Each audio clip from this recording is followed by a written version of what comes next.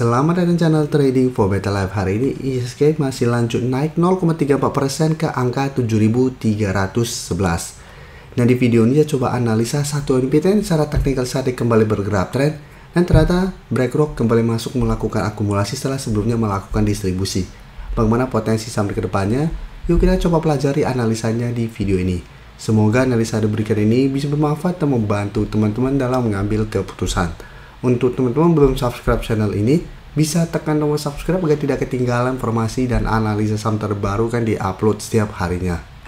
Di video ini saya kembali akan coba update pergerakan dari saham BRMS yang hari ini terpantau masih naik hampir 1% ke harga 450. Cara pergerakan bisa kita lihat BRMS saat ini masih oke. Sebelumnya sempat beberapa kali mencoba untuk menembus support di garis EMA 50 dan harga 400. BRMS masih bisa bertahan dan minggu ini berhasil bertahan dari bawah naik lumayan tinggi. Dan secara teknikal saat ini BRMS mulai bergerak uptrend kembali. Tapi dalam beberapa hari terakhir ini BRMS masih mencoba untuk break resisten di harga 450. Walaupun hari ini sempat naik di atas 450, secara candle ini belum terkonfirmasi break. Tapi untuk teman-teman sudah punya di harga bawah, misalnya selama kuat di atas garis EMA 50 yang saat ini sekitar 408, BRMS masih bisa di hold. Atau untuk teman-teman mungkin dapatnya sekitar 380 ke bawah, bisa jadikan 400 untuk trailing stopnya. Dan hari ini kalau pemberitaan dengan judul ada yang diam-diam serok jumbo saham BRMS. Jadi kita baca sekilas ketika pemberitaan ini. Dari data Bloomberg ada aksi borong dalam jumlah jumbo di saham BRMS awal semester 1 tahun 2025. Yaitu dari CMB Group Holding yang sepanjang Juli ini terpantau masih memborong 6,634 miliar lembar saham BRMS. Selain CMB Group, bisa kita lihat BlackRock juga berbalik arah yang sebelumnya melakukan distribusi sekarang mulai mengakumulasi sepanjang bulan Juli ini. Jadi BlackRock memborong 37,66 juta lembar saham BRMS sepanjang Juli tahun 2005. Sehingga kepemilikan bertambah dari 1 miliar menjadi 1,04 miliar lembar saat ini. Sementara itu, kalangan analis masih menyematkan pandangan positif terhadap BRMS terutama karena sentimen harga emas tetap menopang kinerja perseroan. Dan kita baca lebih lanjut, bisa kita lihat di sini. Konsensus analis Bloomberg sementara itu menunjukkan sebanyak 9 sekuritas memberikan rekomendasi untuk beli. Sisanya hanya satu yang memberikan peringkat hold. Adapun target saham untuk BRMS menurut konsensus di sekitar harga 551. Dalam 12 bulan ke depan, jadi masih lumayan tinggi di harga 550 di sekitar daerah sini untuk target dari analis.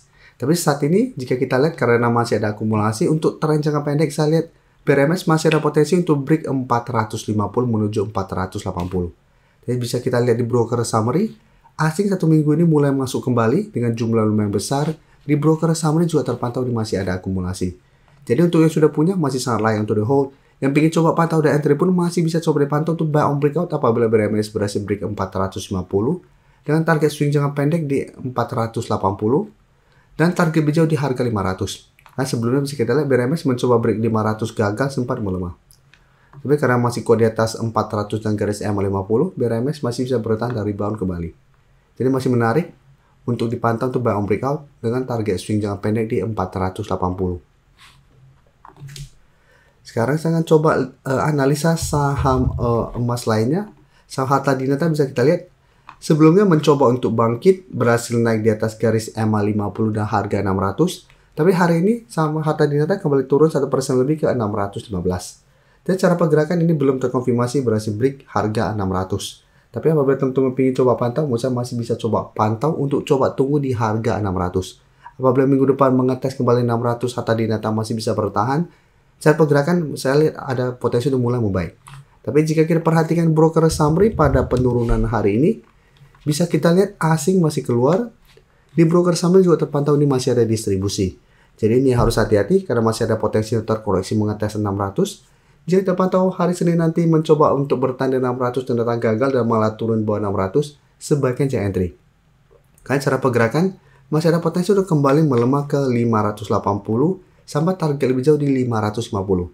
Karena secara candle berarti 600 belum terkonfirmasi break dan masih berupa resisten apabila hari Senin Harta Dinata kembali melemah di bawah 600. Jadi menarik untuk dipantau di entry apabila memang masih bisa bertahan dan rebound dari harga 600. Dan jika terpantau mencoba break 600 atau turun bawah 600 masih bisa bertahan dan kembali naik, dan terbentuk candle hijau di atas garis EMA 50, menurut saya menarik untuk coba di entry dengan target swing jangka pendek untuk harta dinata di sekitar 650. Sekarang kita lihat saham PSAB. PSAB bisa kita lihat secara teknikal lebih oke dari saham harta dinata karena saham PSAB belum turun bawah garis EMA 50. Jadi saat ini bisa kita lihat support di 440 ini belum terkonfirmasi break, walaupun sempat beberapa kali turun atau ditutup di bawah 440.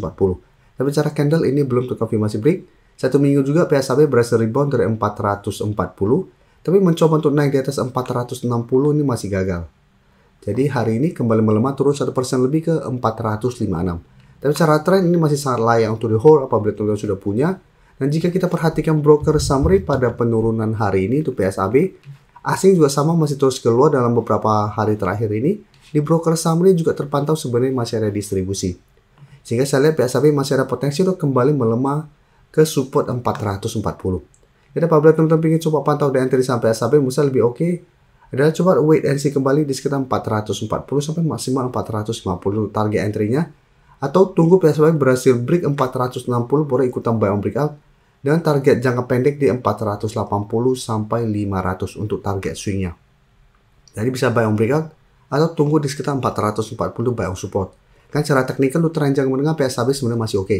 Tapi karena masih ada distribusi, saya lihat masih ada potensi untuk terkoreksi karena memang masih gagal melewati 460. Dan sekarang kita lihat saham ARCI. ARCI memang dalam beberapa hari terakhir ini naik lumayan tinggi.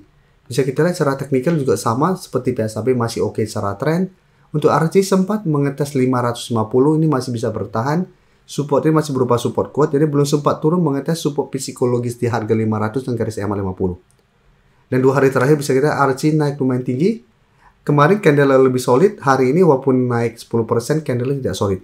Sempat menyentuh harga 800, tapi penutupan berada di sekitar 735.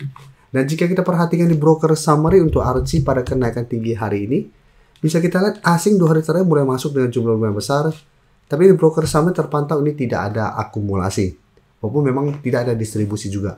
Jadi karena tidak ada akumulasi plus candle juga tidak begitu oke. Untuk teman-teman sudah punya, bisa jadikan 680 untuk trailer stop saat ini. Atau jadikan 800 untuk target take profit.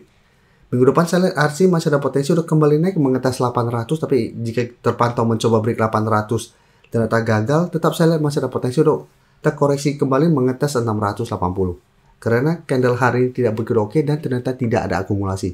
Sehingga bisa saja ini hanya kenaikan sementara, satu dibuat turun kembali. Jadi teman-teman yang sudah punya bisa jadikan 680 untuk trailing stop kan selama masih kuat di atas 680 ini masih on track untuk melanjutkan uptrend-nya. Jadi jika terpantau gagal break kembali ke terkoreksi ke 680 bisa bertanda rebound, maka masih on track untuk melanjutkan high low-nya, masih ada potensi kembali mencoba break 800 untuk tren jangka menengah. Sebelum saya lanjut analisis saham berikutnya, saya ingin memberikan sedikit informasi bahwa saat ini channel YouTube Trading for Better Life sudah mempunyai fitur membership. Jadi fitur membership ini apabila teman-teman mau join bisa tekan tombol join ini. Bisa kita lihat di sini. Cukup dengan 29.900 atau 30.000 per bulan, teman-teman akan menjadi bagian atau member dari channel YouTube Trading for Better Life. Jadi teman-teman bantu mensupport channel ini. Dan dengan menjadi member, teman-teman akan mendapatkan live streaming setiap hari Minggu pada jam 9 malam. Untuk informasi lebih lanjut, teman-teman bisa pelajari di video ini. Terima kasih telah menonton video ini. Like dan share video ini bila bermanfaat bagi teman-teman. Dan support channel ini dengan cara tekan tombol subscribe agar channel ini bisa makin berkembang dan bisa membantu lebih banyak orang lagi. Terima kasih.